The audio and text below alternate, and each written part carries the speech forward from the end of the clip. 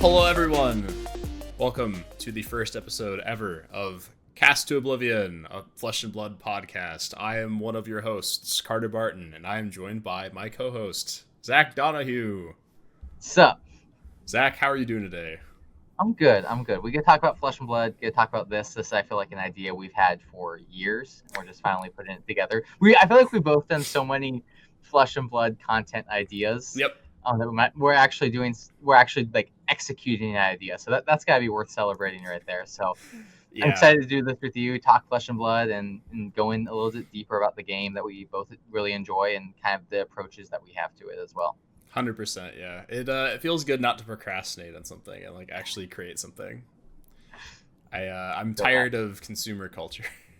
Yes. So, time to make content that other people can consume. Yep. It's an endless evil cycle. Okay. So, not gonna lie, I've never done a podcast before. Zach, you have done a number of episodes of a podcast before, Big Deck Energy with some of our other friends. So if this is a little bit off the cuff, give us a little bit of grace. We're getting into the podcast biz here, So, all right. So who we are?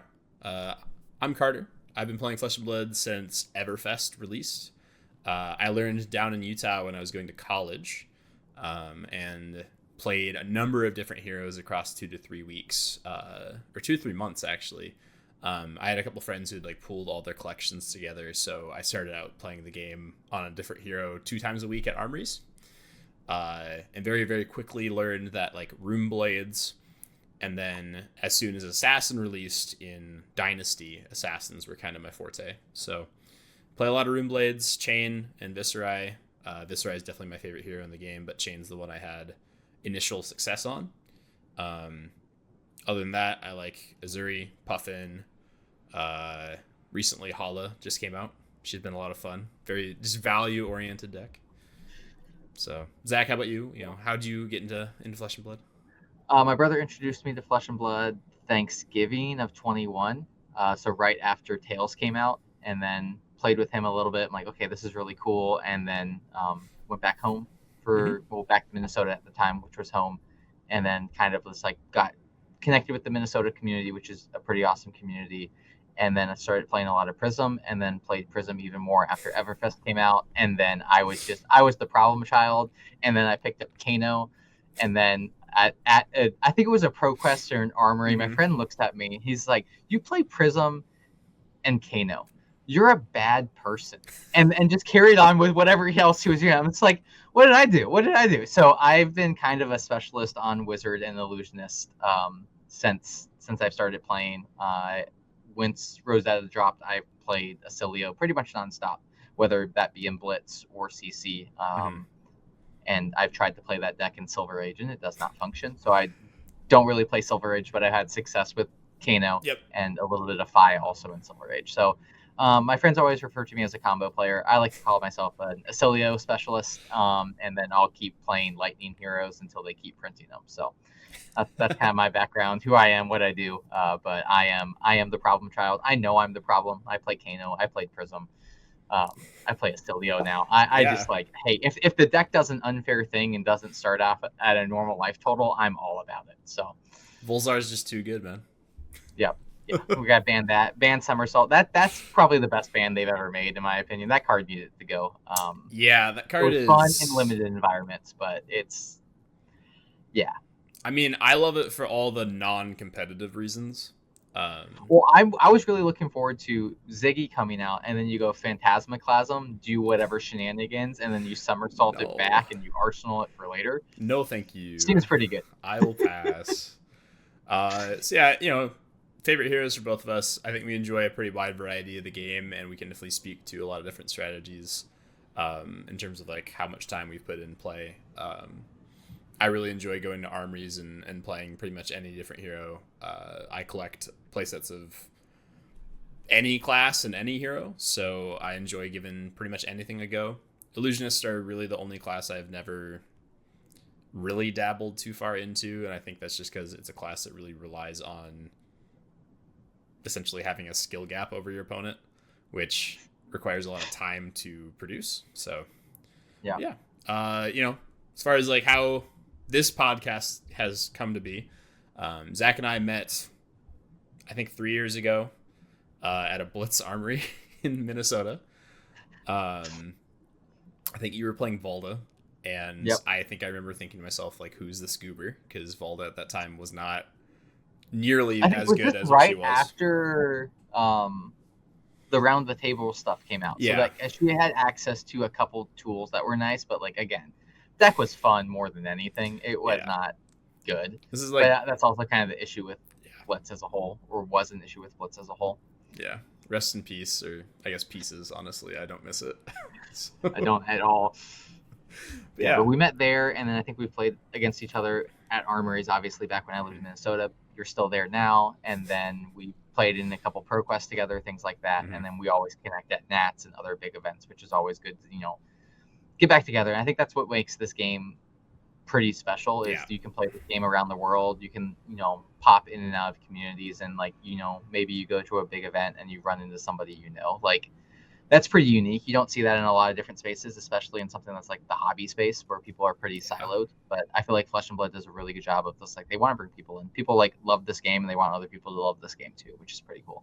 Yeah, and I think that's a big part of what we wanted to do with this podcast is we love this game. We want to provide our own takes, no matter how good nor bad they are, in a both visual form here on YouTube as well as a podcast listening form, probably on, I think, Spotify and Apple Music. That's your job.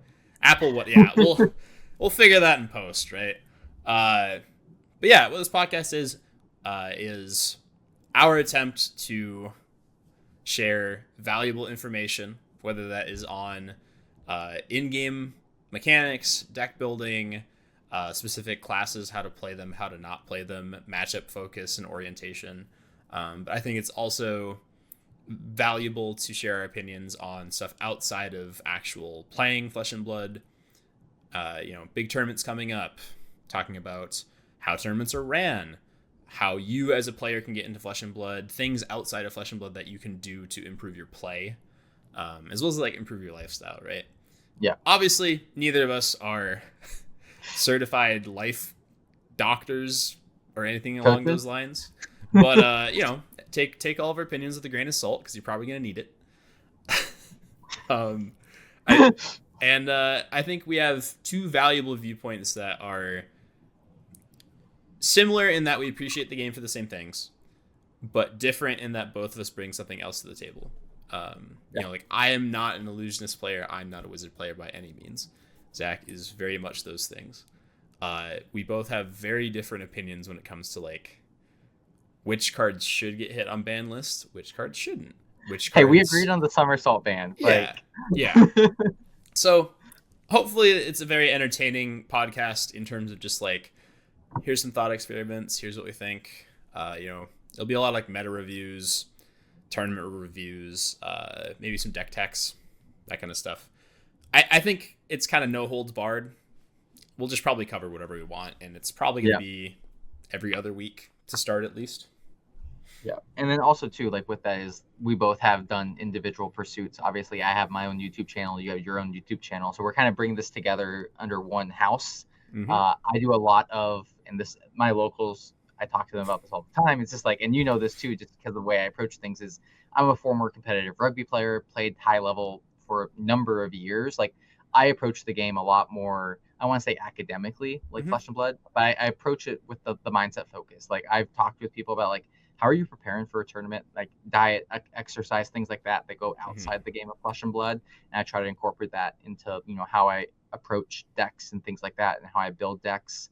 I've talked before about, with friends about this, like, hey, if you're in a testing season, what does that look like? Are you going to an armory and trying to win, or are you trying to see how a certain card plays, or see how a package plays into a certain type of meta that you might be expecting, and understanding that, like, hey, you're testing that. It's okay to lose games, and obviously we're both competitive people, so we kind of get frustrated. We want to like perform higher and do those type of things, but that's kind of what happens there. And we're being able to throw these ideas off of each other and have a space where we can have this dialogue and have this conversation, hopefully also expands like the world of Flesh and Blood as whole, and what, how you're approaching the game and those little nuances you can take away, rather than just being like, oh, this deck won a calling, therefore I play this, without understanding like, hey, why are you including 2 copies of Snag in a deck? Well, Mario's pretty good deck. Maybe it's to counter that or other things like that as well, to kind of play around that and understand how those things interact and operate. Yeah, and then tying it together too. Both of us have played competitively for a number of years at this point, to varying degrees of success. But both of us really enjoy playing casually too, right? Like, you play Asilio at your local armories every single week because you love that deck.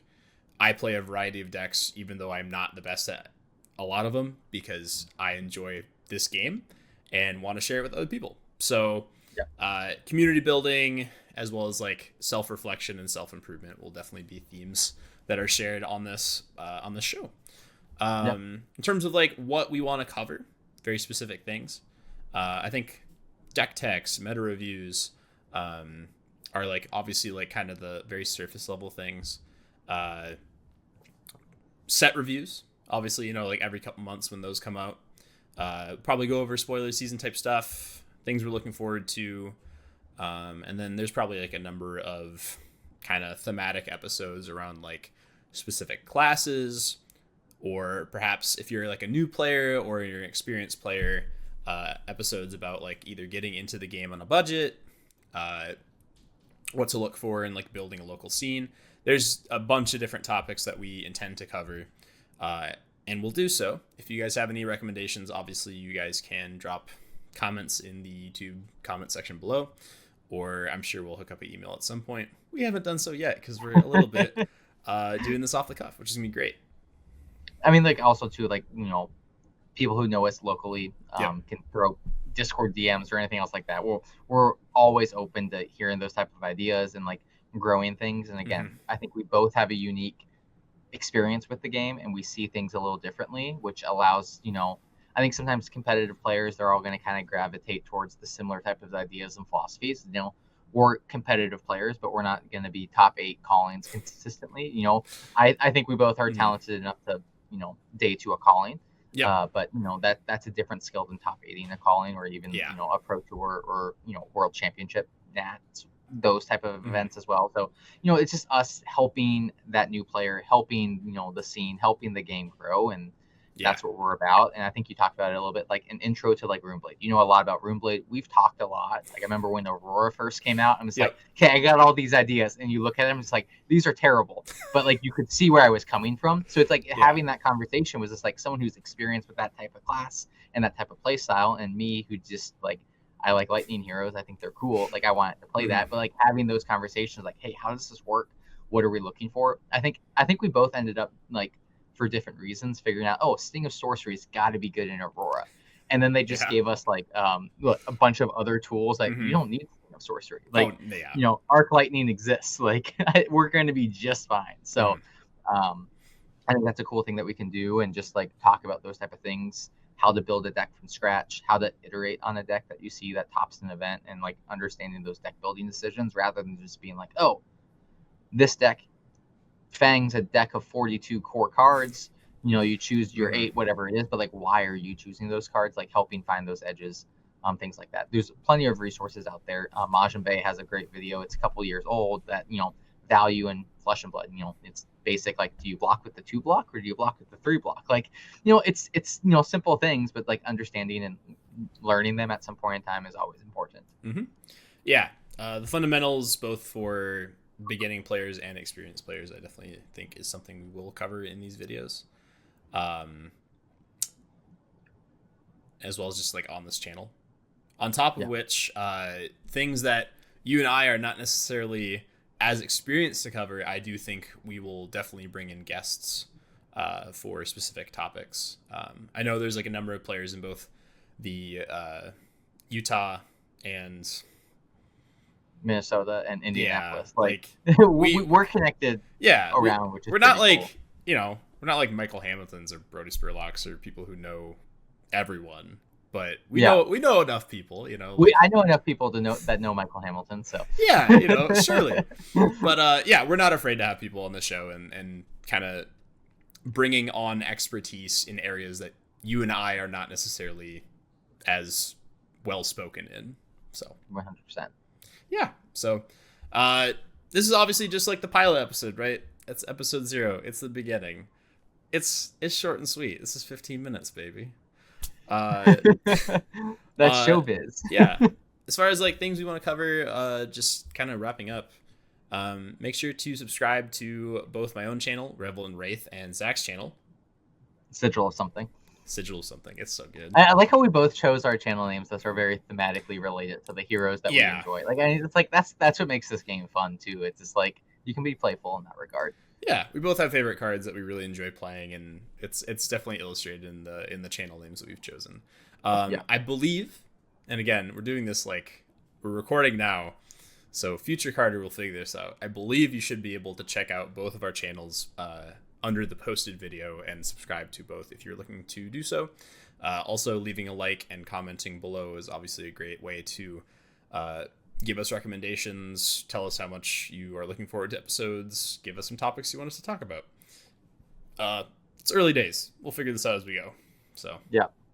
Well, I mean, like you said, we're planning, 2 weeks between episodes. Allow us not to be like, there's plenty of great podcasts out there that are kind of doing the metagame update and the understanding of those type of things. And it's like we're looking to kind of dive in at a different angle. I think like one of the things we talked about plenty is like what fab fundamentals can we talk about on this channel and help people explore and understand what like class identity things can we talk about, or playstyle archetypes, and help players understand like, hey, what's the difference between a rune blade being an aggro deck and a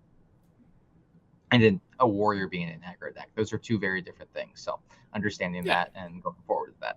Yeah. So without further ado, we'll quit rambling. But we hope you guys enjoy. We'll see you guys in the next episode of Cast to Oblivion, which is a play on words of Blast to Oblivion, which is a card that both of Zach and I both enjoy, but we've both played in a variety of different things. So yeah. 100%. Thank you guys for watching. My name's Carter. I'm Zach. I'll see you guys later. See you guys later.